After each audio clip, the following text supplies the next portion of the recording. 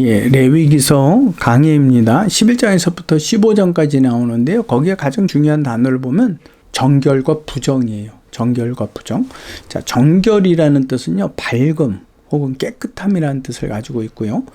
부정이라는 것은 종교적인 의미에서 더러운 것, 또 부패한 것을 이야기합니다. 그러니까 정결과 부정은 정반대 개념으로 여러분들이 생각하시면 되고, 이쪽을 하나님께서 정결이라 명하셨으면 이쪽은 당연히 부정이 되는 겁니다. 반대 개념이니까요.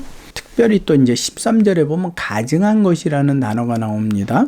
11장 13절에 보면 그것은 오물 혹은 혐오 대상이 되는 것을 가증한 것, 우상 숭배라든지 이런 부분을 두고 이야기하고 있습니다. 그 다음에 여러분들이 이제 성경에 기록된 아주 중요한 하나님께 적용이 되는 단어가 있습니다. 그게 뭐냐면 거룩이라는 단어입니다. 그 거룩이라는 단어와 성결이라는 단어가 있거든요. 근데 거룩은 구별된 것 혹은 봉헌된 것입니다. 쉽게 말하면 구별되어서 하나님께 봉헌된 것, 그것이 거룩입니다. 우리 편에서 보면. 하나님은 세상의 다른 신과 나는 달라. 나는 거룩한 하나님이야. 그러면 나는 다른 신과 구별된 신이야. 라는 표현이 되겠지요. 이거 여러분들이 잊으시면 안 됩니다. 엄청 중요한 겁니다. 그 다음에 성결이라는 단어가 나옵니다. 그 성결이라는 단어는요, 동사인데 지정하다, 구별하다, 거룩하다라는 뜻을 다 가지고 있어요. 그러니까 여호와께 성결이라는 금팻말을 썼지요. 대제사장이 머리에 관 위에 또 그 금팻말을 쓰고 여호와께 제사를 진행을 합니다. 이것을 여러분들이 이 개념을 잊지 마시고 생각하시고 레위기서를 보셔야 되고 또 성경 전체를 여러분들이 보셔야만 합니다. 그러면 하나님께서 왜 정한 것과 부정한 것을 말씀하셨는가? 먹어도 되는 짐승과 먹지 못하는 부정한 짐승을 말씀하셨는가? 우리 조금 보겠습니다. 레위기서 11장 1절에서부터 쭉 보게 되면요. 여호와께서 모세와 아론에게 말씀하여 이르시되 이스라엘 자손에게 말하여 이르라. 육지의 모든 짐승 중 너희가 먹을 만한 생물은 이러하니 모든 짐승 중 굽이 갈라져 쪽발이 되고 새김질하는 것은 너희가 먹되. 자, 7절에 보게 되면 돼지는 굽이 갈라져 쪽발이 이르되 새김질을 못하므로 너희에게 부정하다 그랬어요. 부정하다, 너희가 먹지 못한다 라는 말씀이죠. 그 육식을 하게 된 상황이 노아의 홍수 이후로부터 말씀하셨거든요. 그 이전까지는 과일과 채소를 먹게 하셨는데 그때는 그러니까 그들이 어떻게 됐겠어요? 하나님의 어떠한 금지 명령이 없으니까 이것저것을 먹었겠죠. 근데 이제 명령을 통해서 정확하게 말씀하십니다. 그래서 8절에 보면 너희는 이러한 고기를 먹지 말고 그 주곰도 만지지 말라. 이것들은 너희에게 부정함이니라. 또 육상 동물뿐만 아니라 수중 생물에게도 지느러미와 비늘이 있는 것만 먹어라. 새들 중에서도 마찬가지예요. 이러이러한 것만 먹어라. 근데 이것을 이렇게 명령하신 이유가 뭐냐면 44절로부터 47절에 너무 명확하게 기록이 되어 있습니다. 여러분들이 이걸 잊으시면 안 됩니다. 나는 여호와 너희의 하나님이라. 내가 거룩하니 너희도 몸을 구별하여 거룩하게 하고 땅에 기는 길짐승으로 말미암아 스스로 더럽히지 말라. 내가 거룩함으로 내 백성도 어떻게 해야 된다? 거룩해야 된다. 나는 너희의 하나님이 되려고 너희를 애굽 땅에서 인도하여 낸 여호와라. 내가 거룩하니 너희도 거룩할지어다. 2번을 반복하셨죠. 이것은 최고의 중요도를 이야기하는 겁니다. 46절에 이는 짐승과 새와 물에서 움직이는 모든 생물과 땅에 기는 모든 짐승에 대한 규례니 부정하고 정한 것과 먹을 생물과 먹지 못할 생물을 분별할 것이니라 그랬어요. 너희가 이렇게 함으로 너희가 먹는 것으로 말미암아서 어떻게 하라고요? 내 백성임을 스스로 구별해라라는 거예요. 왜? 내가 거룩하기 때문에, 난 구별된 하나님이기 때문에. 내가 구별된 하나님이 너희를 애굽에서부터 다른 민족으로부터 구별해 내었기 때문에. 그러니까 너희는 내게 대한 예의를 지키는데 그 예가 바로 정한 것은 먹되 정하지 않은 것, 부정한 것은 먹지 말아라 라고 말씀해 주고 계시는 겁니다. 우리가 세상 가운데 왜 죄를 짓지 말아야 돼요? 법이 그러니까? 아니, 우리는 하나님의 말씀에 죄를 짓지 말라고 말씀하셨기 때문에 우리는 그 뜻에 따라서 죄를 짓지 않으려고 하는 거죠. 근데 않으려고 해도 우리 내면 속에 일어나는 죄까지도 우리는 짓지 않을 수 있나요? 죄 짓지 말아야지, 미워하지 말아야지 그런다고 여러분 그 미움이 없어지나요? 아니죠. 그렇게 되면 예수 그리스도의 보혈의 피가 우리에게 어떤 작용을 하는 거죠? 외면적인 거예요? 내면적인 거예요? 저 내면적인 부분을 두고 이야기한다라는 거. 여러분 이걸 꼭 기억하시기 바랍니다. 부정하게 여기는 것, 내가 부정하게 여기는 것은 먹지도 말고 만지지도 말라라고 말씀하고 계시고 부끄럽게 여기라. 왜? 나는 거룩한 하나님이고 내가 구별되었기 때문이다. 여러분 이것 굉장히 중요한 부분입니다. 레위기 12장 1절에서 2절에 보게 되면요. 여호와께서 모세에게 말씀하여 이르시되 이스라엘 자손에게 말하여 이르라. 여인이 임신하여 남자를 낳으면 그는 이래 동안 어떻게 한다고요? 부정할 것이다 라고 말씀하세요. 부정의 단계가 이제 또 다른 면으로 말씀을 하고 계시는 거죠. 12장 5절에서부터 7절에 보면 여자를 낳으면 2주 동안, 2일에 동안, 아니 남자는 1일에, 여자는 2일에 동안 부정하대요. 그래서 누구도 가까이 가면 안 되고 만지면 안 되는 거예요. 어떻게 보면 그 여인은 홀로 있어야 되는 거예요. 그 시간 동안은. 홀로 있는다? 다른 사람과 섞이지 못하다. 다른 무리와 내가 떨어져 있다? 그는 하나님께서 특별히 구별하신 겁니다. 이걸 설명하기는 굉장히 어려운 부분인데요. 지금은 하나님께서 이렇게 여인을 부정하다라고 그들에게 말씀하여 주신 것이고, 그래서 그는 어떻게 한다? 떨어져 나와서, 무리와 떨어져 나와서 생활해야 된다. 그 다음에 그 여인이 이제 그 모든 부정했던 기간, 1주와 2주가 다 지났습니다. 그때는 다 이제 정결해졌어. 할 수가 없어요. 이것을 누구로부터 허락을 받아야 되느냐? 하나님께로부터 받아야 되는데, 하나님께서 제사장을 통해서 또 제물을 통해서 그 여인에게 확증을 주십니다. 그러니까 내가 스스로 정결해졌다라고 할 수가 없는 거예요. 거기는 반드시 누구의 순서를 따라서, 하나님의 순서를 따라서, 그분의 계획에 따라서 내가 정결함을 받을 수 있는 거예요. 우리가 누구로 말미암아 예배에 나가고 누구로 말미암아 죄사함을 받습니까? 내 뜻대로 나는 죄를 안 졌으니까, 나는 성실하니까, 나는 거짓말 안 했으니까 나는 정결해? 아니지요. 누구 때문이에요? 오직 예수 그리스도. 그러니까 예수 그리스도를 인정하지 않고 하나님께 갈 수 있다? 그거는 거짓입니다. 자, 13장에 보니까요, 이제 피부의 어떤 돌기, 그 나병과 같은 부분을 이제 진찰하는 부분이 나와요. 그래서 이러한 부분도 그에게 있어서 진단은 제사장이 하고, 그가 이제 또 그러한 피부 질환으로부터 이제 깨끗하게 치유가 되었다라면 하나님 앞에 예물을 드려서 그 확인을 받습니다. 아주 중요한 부분입니다. 레위기서에서 이야기하고 싶은 건 그거예요. 너희 스스로 모든 걸 결정하지 마라. 내 뜻대로 해라. 그 말씀이에요. 그래서 레위기 14장 1절에서 12절에 쭉 보게 되면 여호와께서 모세에게 말씀하셔서 이 나병으로부터 내가 정결함을 받았다라고 하는 예식의 절차에 대해서 쭉 설명을 하고 있습니다. 아주 중요하죠. 이것을 왜 기록하셨을까? 그게 아니라 이거는 개인이 생각하고 싶은 대로, 아니면 사람이 인정하고 싶은 대로 인정을 받았다고 해서 될 일이 아니구나. 최종적으로 누가 인정을 해야 되는 거라고요? 하나님께서. 근데 그 하나님께서 그래 그럼 너 그럼 정결했다 하자. 그래 너 정결해졌구나. 이게 아니라 절차. 그 예식의 절차를 통해서 하나님의 정결함을 인정을 받는 겁니다. 하나님도 반드시 그 절차를 통해서만 말씀하고 계시는 거예요. 그래서 그 절차에 관한 내용들이 쭉 기록을 하고 있습니다. 이 내용을 이해하기 위해서는요, 에덴 동산에서는 이 부정이 없었다라는 사실을 여러분들이 기억하셔야 되는 거예요.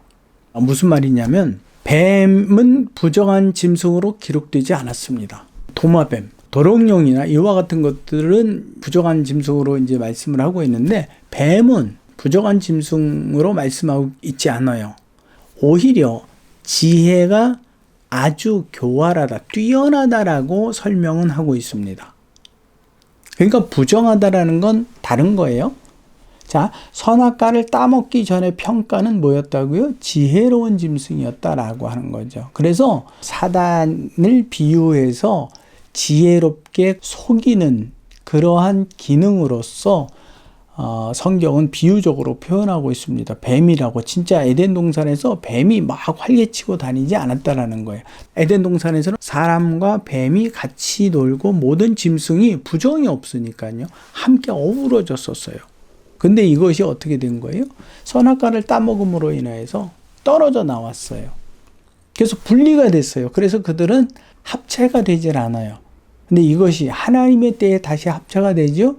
이사야서에 보게 되면은 독사굴에 손을 넣어도 물지 않고 사자와 같이 있고, 이 부분을 표시하고 있죠. 이게 하나님의 때에 에덴 동산의 상황으로 다시 되돌아간다라고 말씀해 주고 있는 겁니다. 그 회복이죠. 그러니까 구원의 역사는 하나님의 회복의 역사예요. 그러면 정하고 부정하고 언제 등장하게 된 거냐 하면은 선악과를 먹고 이제 에덴 동산 밖으로 쫓겨났어요. 쫓겨나고 나서 이제 하나님께서 그와 그들의 자손들에게 정하고 부정한 짐승을 명령하신 겁니다. 그러니까 하나님은 부정한 짐승을 창조하지 않으셨어요. 그분의 질서 안에서는 다 정한 거예요. 근데 사람이 선악과를 먹음으로 인해서 그 질서로부터 떨어져 나왔어요. 무질서해졌어요. 무질서해지다 보니까 자기 내면도 무질서해졌고, 사람과 사람 사이에도 무질서해졌고요. 사람과 동물과도 무질서해진 거예요. 그러니까 하나님의 새로운 법도 이들을 다시 회복하는 과정에 하나님은 절차를 말씀해 주고 있는 거죠. 그 절차 중에 하나가 바로 정하고 부정하다라는 것을 말씀하고 있는 겁니다. 이것은 하나님 안의 질서라는 이야기를 하고 있는 거죠. 만약에 에덴 동산에서 하나님께서 이처럼 해를 끼칠 수 있는, 부정할 수 있는 것을 창조하셨다 그러면 아담과 하와는 어떻게 보면 징검다리로 다녔어야 되죠. 상종도 할 수가 없고 만질 수 없도록. 자, 그러므로 정결과 부정에 대한, 이 거룩에 대한 개념이 나오게 된 원인은 아담과 하와가 선악과를 먹었기 때문이고, 그 먹은 이후에 하나님은 구별하는 하나님이다. 모든 것을 다 그래 좋아 다 내 창조물이다 받아들이는 분이 아니라 그 안에서도 걸러내고 구별하고 따로 두는 하나님이다라는 그 개념을 알려주기 위해서 거룩이라는 개념을 쓰셨고, 또 거기에 대한 분별과 판단을 위해서 부정과 정결을 말씀하고 계시는 거예요. 하나님께서는 이제 그들이 무질서해졌어요. 또 동물도 무질서해졌어요. 모든 자연이 무질서해졌어요. 여러분 질서 있는 것 같지만 무질서한 거예요. 근데 이제 하나님은 절대 질서예요. 무질서가 절대 질서와 만나기 위해서는 뭔가 규칙이 있어야 돼요. 규정. 그래서 하나님께서 레위기서에 말씀한 게 이겁니다. 레위기 1장 3절에서 4절에 보면 그 예물의 소의 번제면 흠없는 수컷으로 회막문에서 여호와 앞에 기쁘시게 받으시도록 드릴지니라. 아무렇게나 드리지 말고 여호와께서 기쁘게 받으시는 방법. 그래서 제사의 제도를 누가 말씀하시고 계시죠? 하나님께서. 제사장이 임의대로 제정한 게 아니에요. 모세가 만든 게 아니에요. 하나님께서 모세의 입을 통해서 그의 생각 속에 나는 이러한 절차가 필요하고 이러한 규정이 필요하다라고 말씀한 거예요. 그렇지 않으면 나는 받지 못한다. 하나님은 제사를 받으시는 그분 안에 특별함이 있는 거예요. 이전에는 누구나 와도 괜찮아요. 에덴 동산에서는. 근데 이제는 그럴 수가 없게 된 거죠. 왜? 무질서가 되어버렸기 때문에. 마태복음 7장 24절에서 26절에 보게 되면요, 그 반세계를 받는 자들이 베드로에게 나와서 너의 선생은 반세계를 냈지 않냐? 그러고 물어요. 그 세계리라는 것은 성전세를 두고 이야기하거든요. 내시는데 또 다른 세금 문제가 등장을 합니다. 그게 이제 누가복음의 20장 22절에서 25절에 보니까는 사람들이 뭐라고 이야기를 하느냐면, 가이사에게 세를 바치는 게 옳습니까? 어떻게 해야 되는 겁니까? 그래서 가이사에게 바치라 그러면 예수님은 반역자가 되는 거고, 하나님께만 바치고 가이사에게 바치지 말라 그러면은 로마의 법에 순종하지 않는 사람이 되는 거죠. 그러니까 이제 양쪽에 모든 덫을 놓고, 그때 예수께서 대답하신 말씀이 아주 유명한 말씀이죠. 가이사의 것은 가이사에게, 하나님의 것은 그래서 이 말씀, 이 본문을요, 자꾸 하나님께 드리는 헌물로 이야기하는데요. 그 헌물이 아니에요. 하나님께서 받으시는 부분은 세상 것, 가이사의 것과 어떻게 한다고요? 구별되어 있으니까 그 구별됨으로 드려라 라는 말씀이에요. 여러분, 가이사에게 내는 세금은 돈이라는 단위로서 똑같죠. 근데 하나님이 받으심은 다른 것이다라는 거예요. 물론 그 안에는 구별된 헌금일 수도 있고 봉사일 수도 있고 또 어떤 헌신일 수도 있죠. 그러니까 하나님이 받으시는 것에는 세상이 생각하는 것, 세상의 기준으로서는 측정이 안 된다. 설명이 안 된다라는 거예요.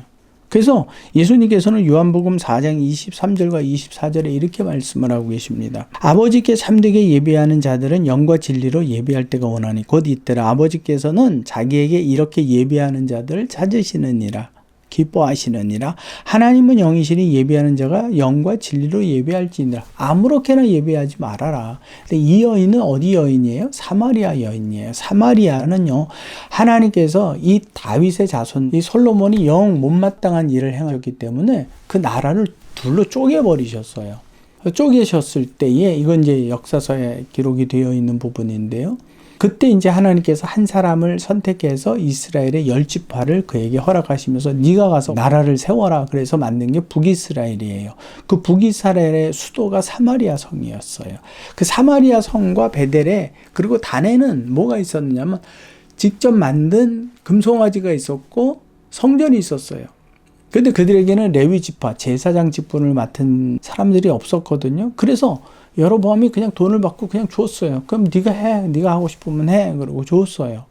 그러니까 그 북이스라엘 사람들은 그렇게 제사를 지내면서 누구에게 제사를 지낸다고 그들은 생각했었을까요? 하나님에게. 근데 하나님은 아니다라는 거죠. 왜? 왜요? 그것은 내 뜻대로 드리는 제사가 아니었기 때문에.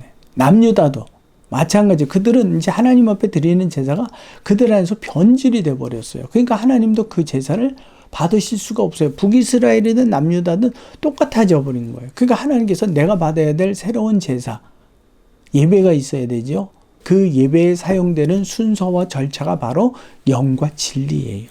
북이스라엘도 그렇고 남유다도 그렇고 다 무질서가 돼버린 거예요. 무질서한 사람이 무질서한 생각 속에서 무질서를 만들어냈어요. 거기에 어떻게 질서가 세워질 수 있습니까? 하나님의 질서대로 뭔가를 진행해야만 하나님이 받으실 수가 있는 거예요.